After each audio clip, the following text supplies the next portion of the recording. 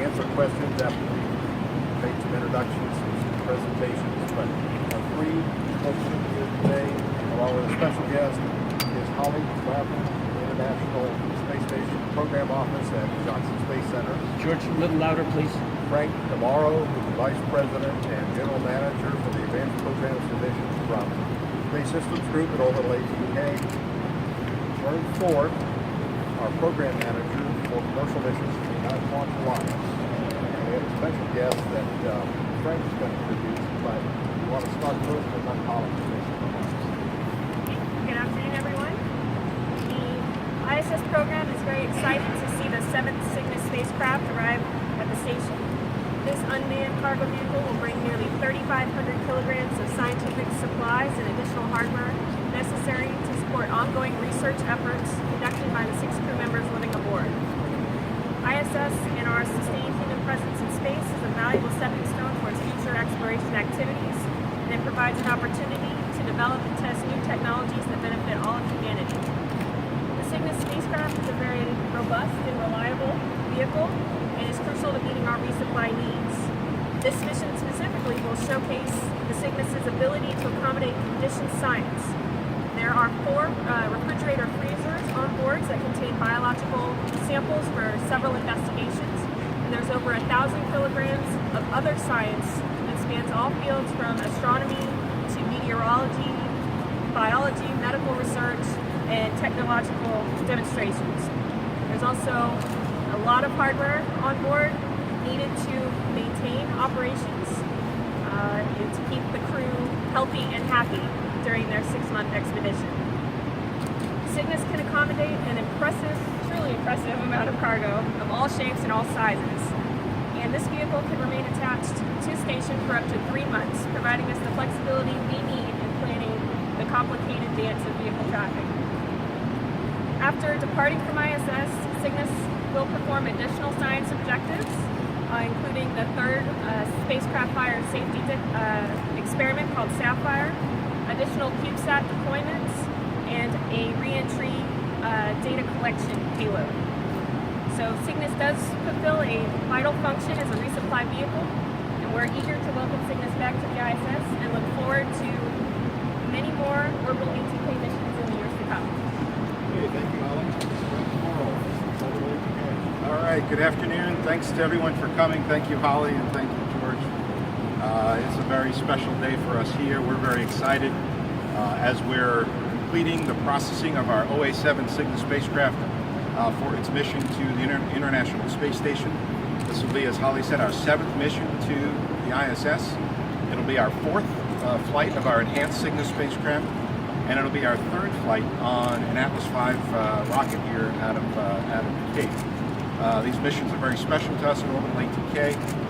To us, it is all about the crew, giving them the supplies they need to live and work in low Earth orbit, but also to deliver the scientific experiments so they can perform that valuable experimentation while in low Earth orbit. We would like to thank our partners for this mission, certainly the ISS Program Office at Johnson Space Center, United Launch Alliance for giving us what we know is going to be a great rocket, but also the team here at the Kennedy Space Center who've done a tremendous job supporting us not only on this mission but our past missions.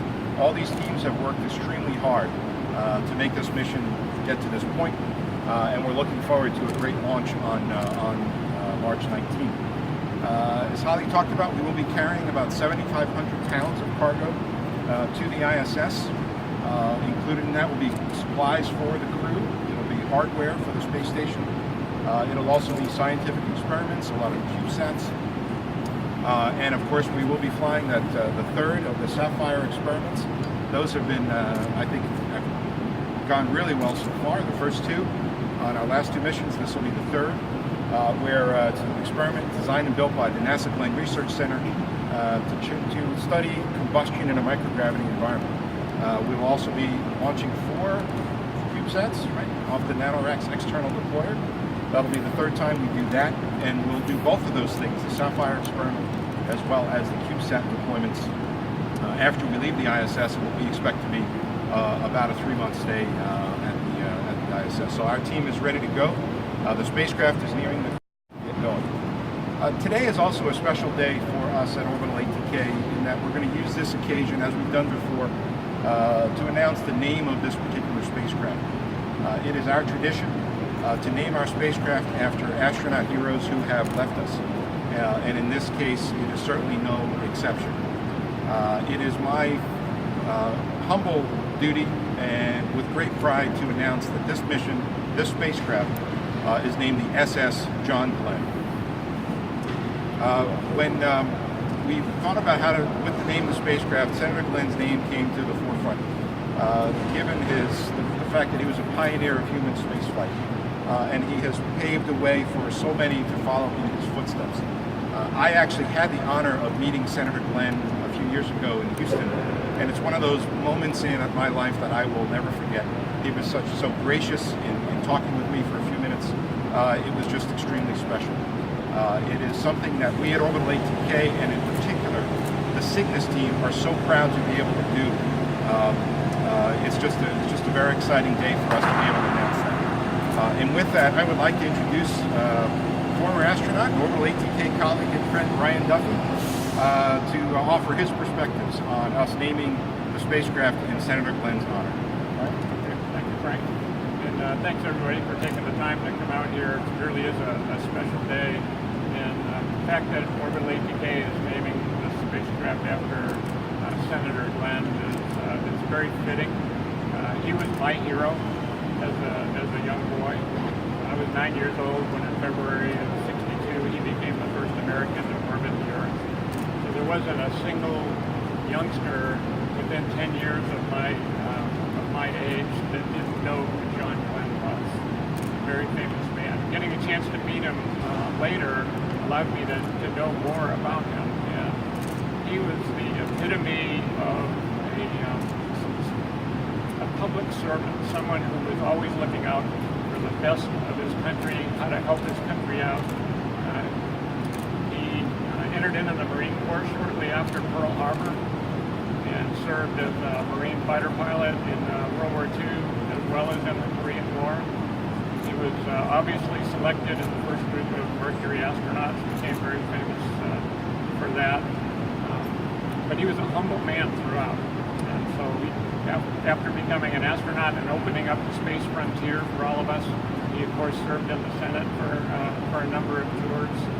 And Senator Glenn, just John as he liked to be called, just never stopped serving the country, never stopped in trying to influence the youth to improve themselves. So the fact that Orbital ATK has named this after just means that even though he's no longer with us, the legacy of John Glenn is going to continue, and I'm very proud to be associated with this.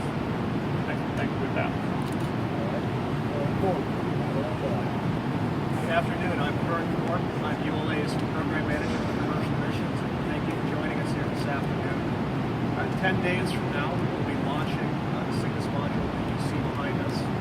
And it's been a fun ride. We've actually gone from contract signing to launch of this mission in just over 4 months. So I'm not sure if that quite sets a record, but it comes pretty close.